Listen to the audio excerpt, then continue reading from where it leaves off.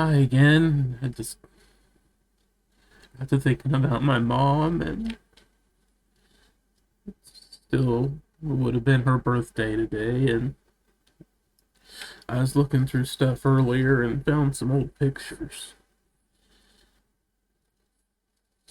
Just thought I'd talk a little bit about my mom. Show the pictures. Um, Kathleen was her name.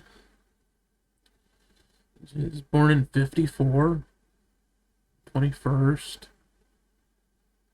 of December. And she spent most of her life, her professional life, working in restaurants. She started at a place called Doc's Steakhouse, as a dishwasher, and worked her way up as a cook.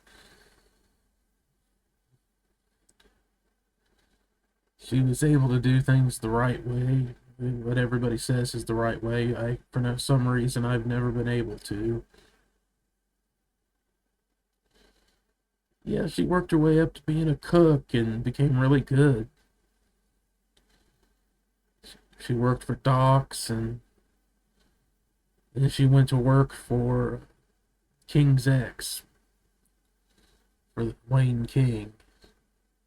Was The King family helped start White Castle, and then they split off, and uh, the King's family started up the King's X uh, restaurants and burger stands here in where we live, and White Castle stayed away, kind of a part of the agreement.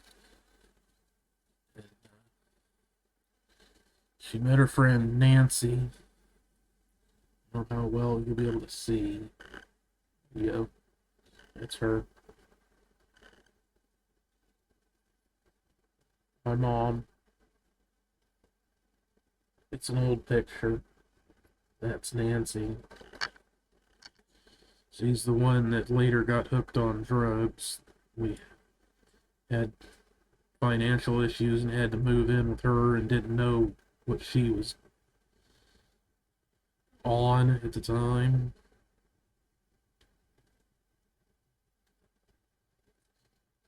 Mom got pregnant with me, and my sperm donor, so to speak, the, the comedian that made that joke, I can't remember which one. You know, if somebody isn't there for you, they're not really your father or your daddy, they're just a sperm donor that got scared and took off, basically. She's told me stories, she had told me stories about working at a place called Kip's Big Boy.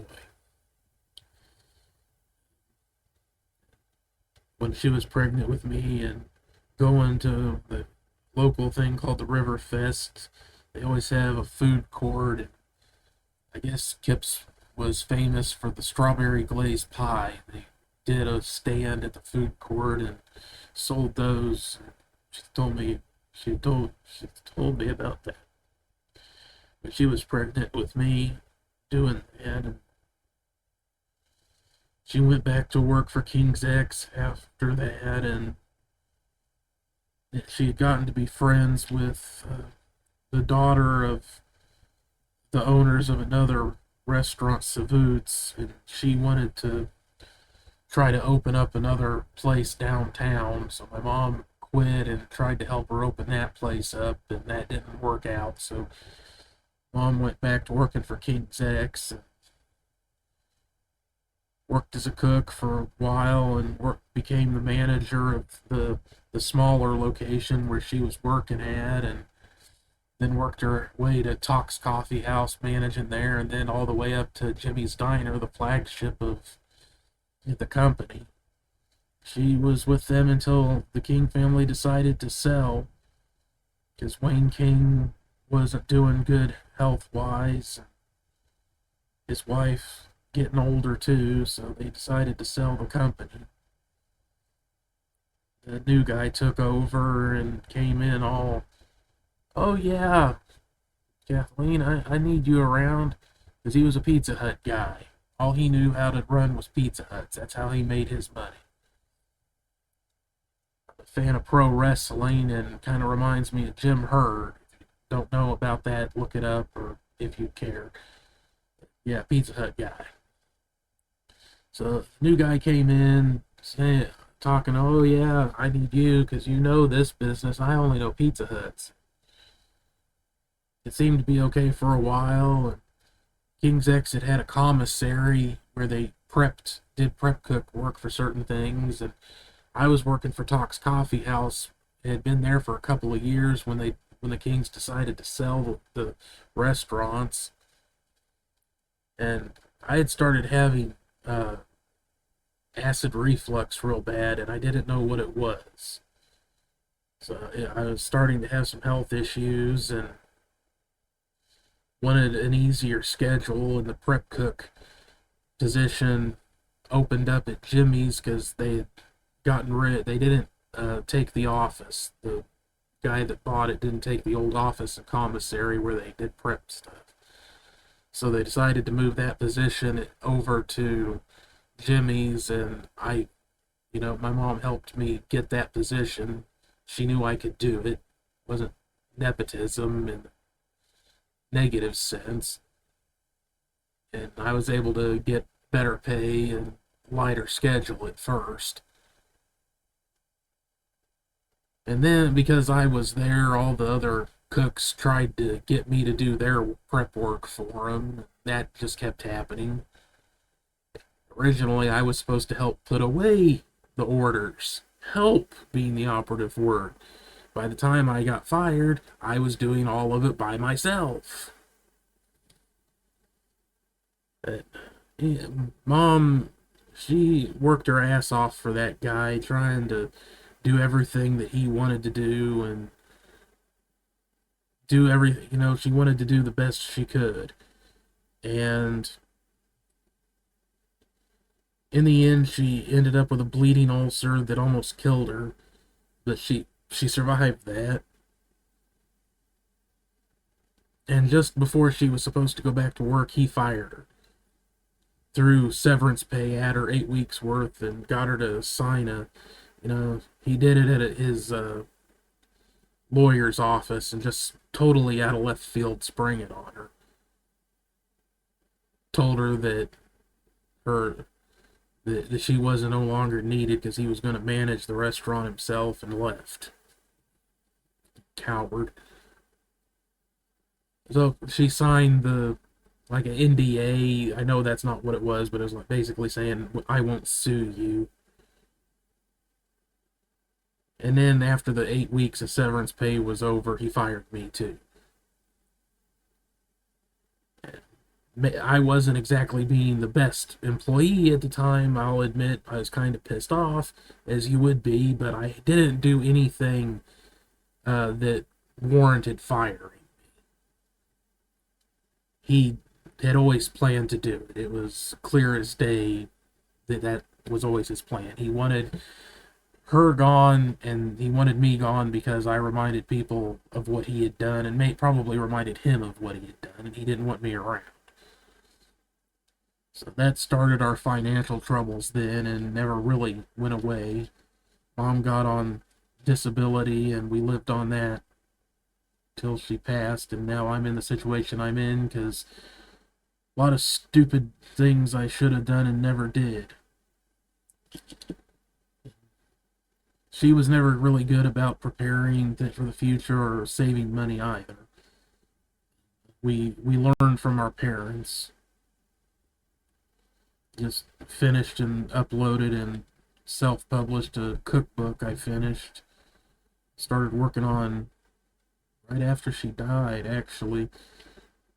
Trying to find as many of her old recipes as I could and fleshed it out with some of my own. For years, I told her she should write a cookbook. She worked in restaurants for so long. She knows so much about cooking. She should write a cookbook. She would never do it. I guess that's another thing I got from her was lacking confidence in things. She didn't think anybody would want to buy anything like that from her. I don't know. She didn't she had the confidence to do it. Here's an oldie Christmas card, which is pertinent, of my mom and her siblings. Her siblings when they were all real little. There used to be 7. 8 actually. One was a twin, and the twin didn't survive. Once 7, now only 3.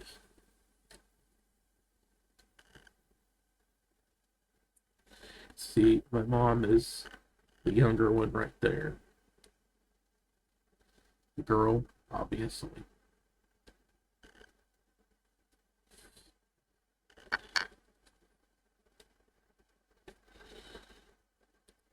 This is another old picture of them. I think it might be my Uncle Tad and Connie, my mom.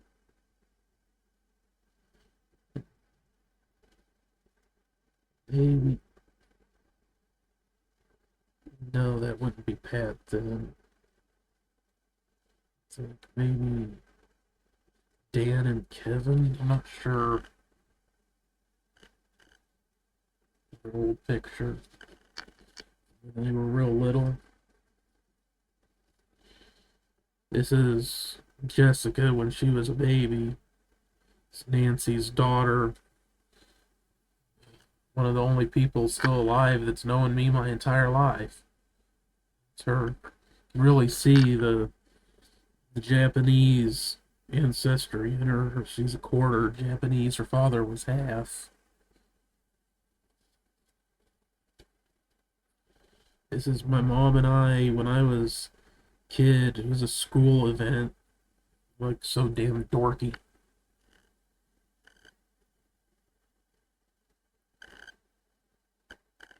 Yeah, that's me with red suspenders. I was quite a bit younger.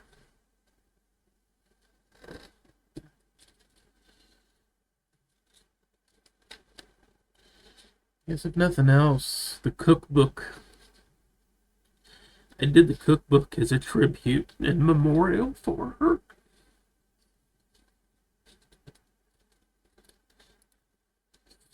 She would never do it herself, and I didn't push her hard enough, so I decided to find all of her recipes I could and write the damn thing myself and make it and put it up, so at least until Amazon burns anything down that doesn't sell, well, I don't know if it won't sell, but I suppose as long as it's on Amazon, that'll be one of my tributes to her. This video kinda is a little bit. I called it the cookbook she never wrote. My mother's recipes from 35 years in diners. I used ChatGPT to get some ideas. I didn't know what to call it. I like that title. Kind of tells the story.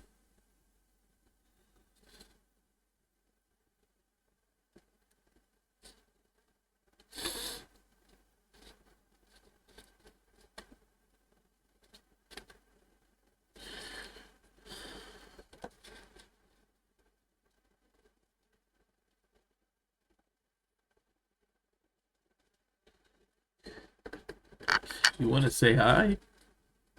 Say happy birthday to my mom.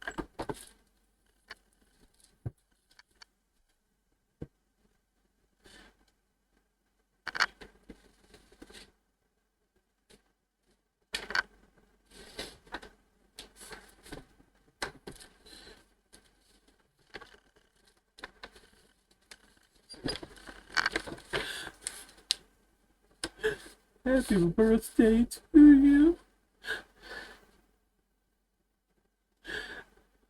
I can't do it.